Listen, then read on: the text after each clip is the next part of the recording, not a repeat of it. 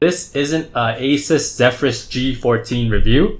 This is my personal experience of buying it, my first impression. As you can see, this is not a retail box. This is a FedEx box. The reason being is I tried to buy it in Hong Kong locally, but they didn't have the version that I wanted. They only had the Animatrix version, and that had the $500 US premium on top of it, which I couldn't justify spending. And also because they had no stock, completely sold out. So I had to buy this from overseas. I checked the US pricing, and the US had the best pricing, but I got mine in Canada from Canada Computers for 1,699 Canadian dollars because I have family and friends there that can actually ship it over. But if you're thinking of buying it from Canada, you can also consider Best Buy Canada and also Costco Canada because they also have the units, and also because they also have better return and price match policies.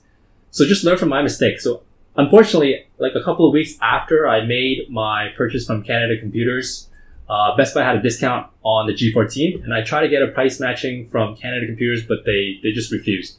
So that's just unfortunate for me. Next challenge was shipping this unit from Canada to Hong Kong. The usual options that I had at my disposal was DHL, FedEx, Canada Post, and Purolator.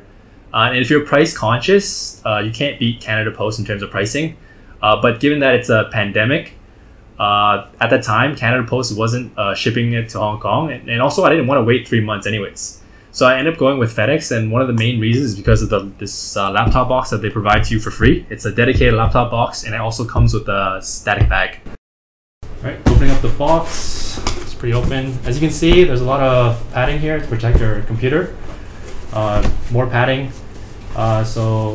This is not included. So this is a bubble wrap static that I bought from Staples separately, just for extra protection. Just put this aside first. As you can see, there's more padding on the bottom. As you can see, there's foam on the side, and these are all adjustable. So depending on the size of your laptop, you can actually peel it off and make sure that it's snug fit. So I'm just gonna unwrap the computer from this. So this is a G14. It's a 14-inch laptop. So FedEx got this to me in 3 days. I expected it to be 5, but they got it to me in 3 days, so I was really happy about it.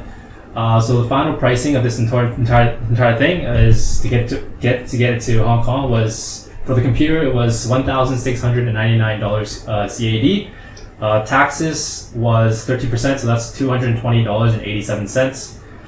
Shipping from FedEx, I took advantage of their opening account promo. So it ended up only costing me about $172.73. So that's a grand total of $2,092.06, which equates to about $1,594.04 USD. The reason I bought this laptop is because of the recommendation from the G14 Reddit page. And I decided for this video, I'm going to talk about some of the common problems that have been expressed on that page. I'm going to walk it through one by one. So a lot of people are concerned about the keyboard backlighting not being bright enough or not being consistent enough throughout the keyboard. As you can see, I guess for this version it's not as noticeable, but from my point of view, I was quite happy with it. It looked alright to me. So I don't think it's a big concern. It's not enough of a concern for me to consider returning it. Another issue would be the fans getting really loud, and that is true. So from my personal experience, the fans do get very loud, especially when you're on load. And there's really not much you can get around because of the compact design.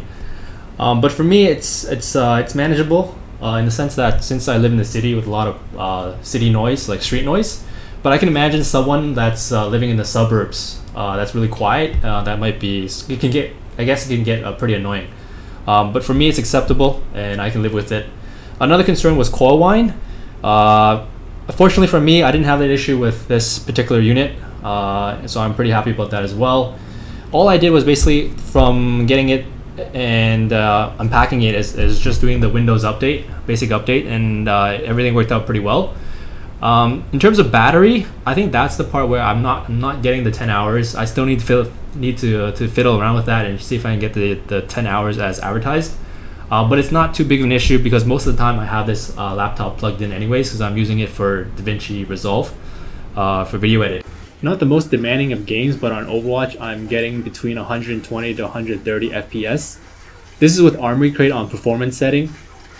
I have the 120 Hz panel, which is the preferred option for gaming. This comes with 16 gigabytes of RAM, and there are times where I wish I had more for video editing. The Intel 512GB M.2 is solid, and should you need more, you can always swap it out.